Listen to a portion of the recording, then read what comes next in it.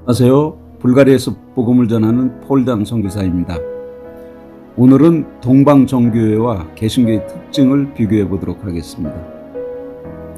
공산주의 붕괴 이후 동유럽의 정교회가 가장 강한 지역에서 개신교 선교가 활발합니다.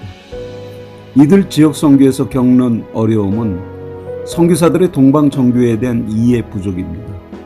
특히 선교사들의 관심이 영혼 구원이기에 정교회 교인들의 구원론을 바르게 이해하는 것은 정교회권에서 선교하는 사역자들에게는 절대적으로 필요합니다. 저도 불가리아 지역에서 선교하는 사람으로서 정교회의 구원론을 연구하여 우리 개신교의 구원론과 비교해 보므로 선교의 대상을 잘 이해하고 복음 전파의 사역을 감당하였으면 하는 마음으로 이 영상을 제작합니다.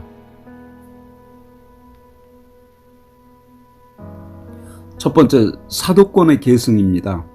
정교회에서는 그리스도를 기초로 한 교회라는 인식과 더불어 정교회가 사도권을 계승한다는 사실은 매우 중요합니다. 개신교에서는 성공회와 몇몇 루터교들을 제외하고 사도권의 계승에는 개념이 없습니다. 성경을 살펴보겠습니다. 정교회에서는 39권의 구약성경과 27권의 신약성경을 인정하고 더불어 구약성경에 포함되어 있지 않는 권위 있는 책들을 성경의 주의로 인정합니다. 개신교에서는 구약 39권과 신약 27권만 인정합니다. 정교회와 카톨릭에서 받아들이는 66권 이외의 책들을 애경이라 부르며 이것들을 거부합니다. 성직자의 자격을 보면 정교회에서는 사제와 주교는 반드시 남성이어야 합니다. 하지만 집사들은 여자들도 될 수 있습니다. 사제와 여자 집사들 간의 결혼은 허락이 되지만 이 결혼은 사제들이 안수 이전에 가능하고 사제 안수를 받은 이후에는 결혼을 금합니다. 사제 가운데에서 주교가 되고자 하는 사람들은 독신으로 살아야 합니다. 개신교에서는 대부분의 개신교회는 성직자가 되기 위해서 독신을 해야 한다는 규정은 없습니다. 많은 개신교회들은 여자에게도 안수를 주고 있으며 심지어는 성공회 사제도 여자가 있습니다. 하지만 여자가 감독이 될 수 있는가에 대해서는 개신교 내에서도 논의가 진행 중입니다.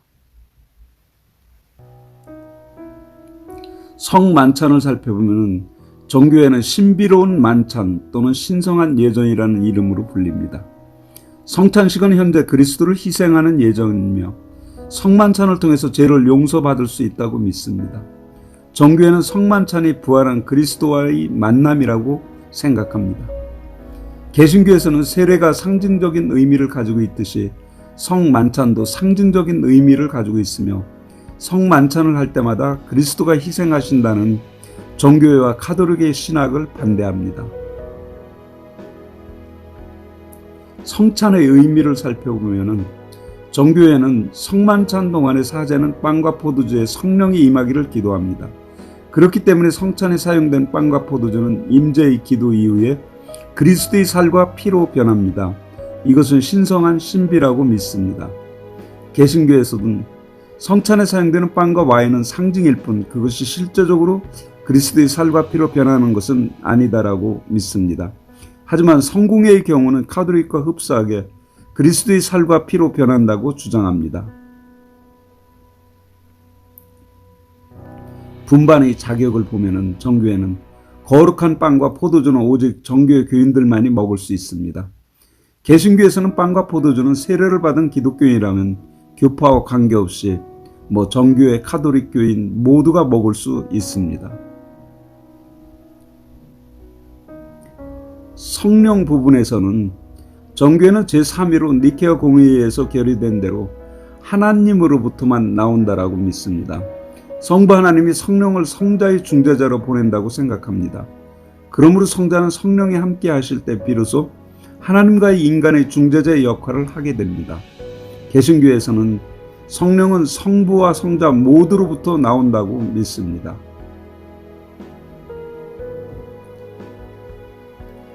구원에 보면 정교에서는 사랑의 모습으로 드러나는 믿음을 강조합니다. 구원을 위한 그리스도의 사역을 그분이 성육신으로부터 지상에서의 삶과 십자가의 죽음 그리고 그리스도의 부활에 이르기까지 전 과정을 강조하는 반면에 개신교에서는 예수 그리스도를 믿음으로 구원을 받고 그리스도의 십자가에서의 대속적인 죽음을 강조합니다. 성경의 권위를 보면 정교회는 전통을 매우 중요하게 생각합니다. 이 전통 안에는 성경과 더불어 성인들의 기록과 공의에서 결정한 기록들을 포함합니다. 개신교는 오직 성경이 개신교 믿음의 유일한 기준으로 삼고 있습니다. 결혼과 이혼은 정교회에서는 결혼은 남자와 여자의 신비로운 연합이라고 보고 있습니다. 이혼은 배우자가 간통하였을 때만 허락되고 개신교에서는 결혼은 계약이다. 그러나 깨지지 않는 계약은 아니다라고 얘기합니다. 이혼을 장려하지는 않지만 허락을 합니다. 마리아 승천설과 무원죄 잉태설에 대해서 보면은 정교회 측은 마리아가 육신의 죽음을 경험하였고 승천하였다는 것은 인정합니다. 그러나 마리아가 예수님을 잉태한 순간 원죄가 사라졌다는 무원죄 잉태설은 거부합니다. 정교회는 원죄가 다음 세대로 전해진다는 신학 사상을 받아들이지 않습니다. 그러므로 마리아가 굳이 원죄가 있는지 없는지를 관심 가질 필요가 없다는 것입니다. 개신교는 둘 다 거부합니다. 마리아는 사람일 뿐입니다. 오직 예수님만이 죄가 없으신 분입니다. 개신교 중에서 루터교는 무원죄 잉태설을 인정합니다. 마리아의 위치를 보면은 정교회는 마리아는 테오토코스, 하나님을 품은 자로서 숭배의 대상입니다.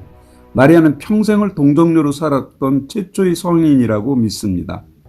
개신교 측에서는 마리아는 하나님의 아들을 잉태한 거룩한 여인이었다고 믿습니다. 마리아가 평생을 동정녀로 살았다는 것과 마리아가 예수님과 인간사의 중재자 역할을 한다는 사상들을 받아들이지 않습니다.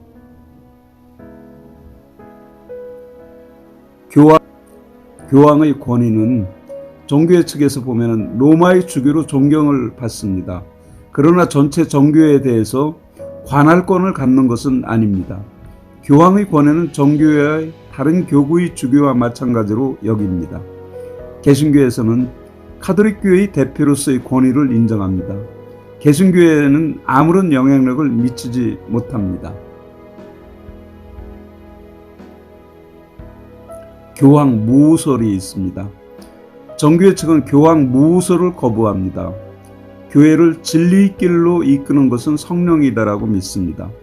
정교회에서는 325년에서 787년 사이에 열린 7번의 공의회에서 결의된 사항들에 오류가 없다고 믿습니다. 개신교 측에서는 교황 무우설을 받아들이지 않습니다. 무한 유일한 것은 성경이라고 봅니다.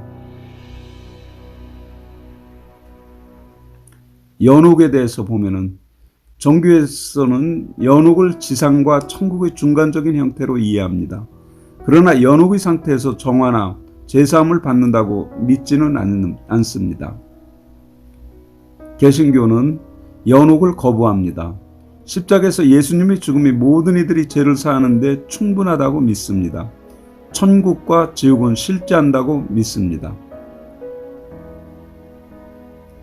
성례전을 보면 정교회는 7개의 성례전이 있습니다. 영세, 세례라고 하죠.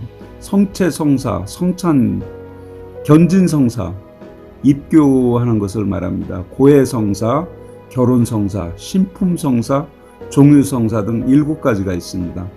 개신교에는 세례와 성만찬이 있을 뿐입니다.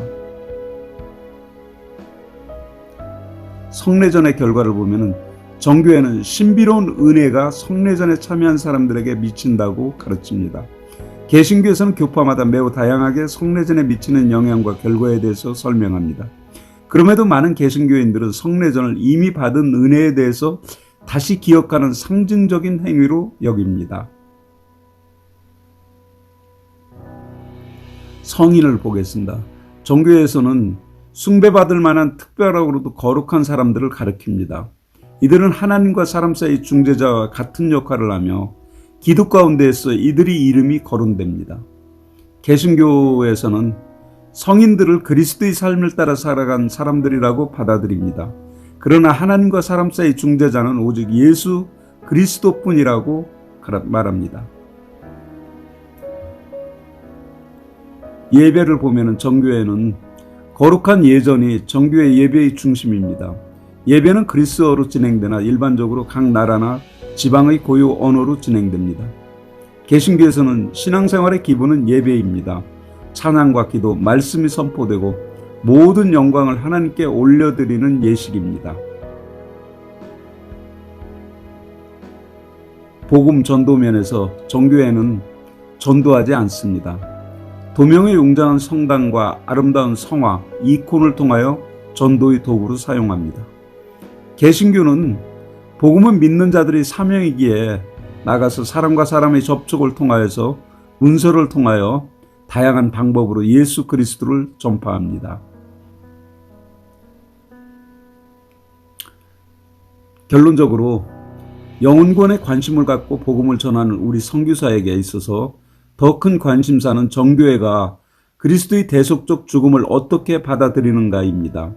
왜냐하면 구원은 예수 그리스도의 십자가에서의 대속적 죽음을 통해 주어지는 하나님의 은혜이기 때문입니다.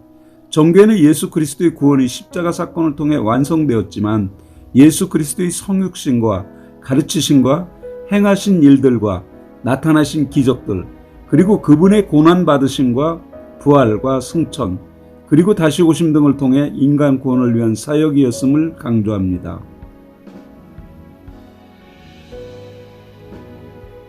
그렇다면 우리가 정교회 교인들에게 복음을 전해야 하는가? 이 문제는 여기서 논의하기에 부적합합니다. 오히려 우리는 선교 대상인 개인의 신앙 상태에 따라 결정해야 할 것입니다. 그러나 분명한 것은 정교회의 구원론을 이해하지 못하여 정교회는 잘못된 구원관을 가지고 있다는 선입관은 잘못됐다는 점과 정교회의 구원관을 이해하지 못한 채 그들에게 무조건적으로 한국 개신교 구원론만이 옳다고 주장하는 것은 바람직하지 못할 것입니다. 지금까지 시청해 주셔서 감사합니다. 좋아요와 구독을 눌러주시면 선교에 많은 힘이 되겠습니다.